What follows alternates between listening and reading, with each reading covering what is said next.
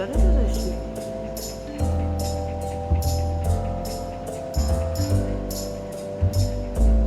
جیمی پارش نکن ماما. جیمی پاره نکنیش دیگه. عروسک نازه. جانی داره میاد. آخ جانی اومد. حالا جانی رو خودت جواب بشه. جیمی اومد.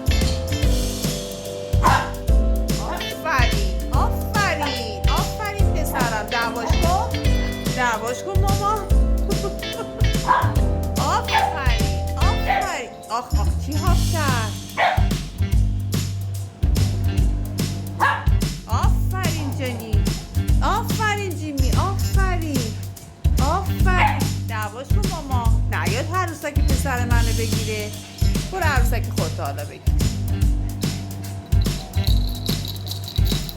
پسر عصبانی، پسر کوچک، پسر بزرگم داره قدرت نمایی میکنه.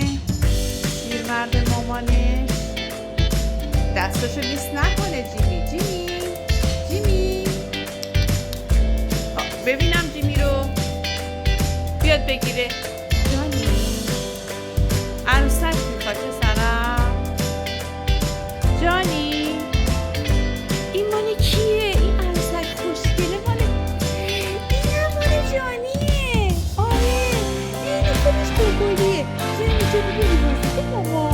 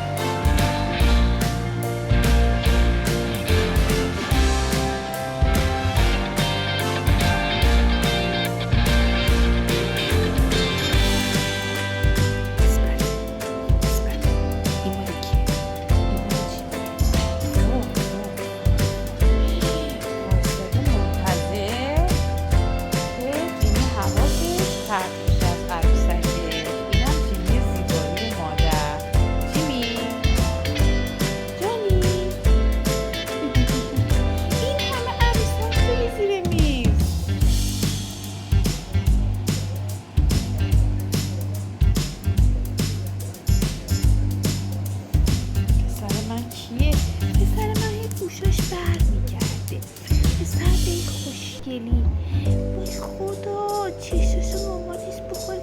این دستا رو من ببینم. این دستا خیلی زیباست. این چشات زیباست. آره خوشگل پسرم. این برنامه هر شب جیمی و جانی.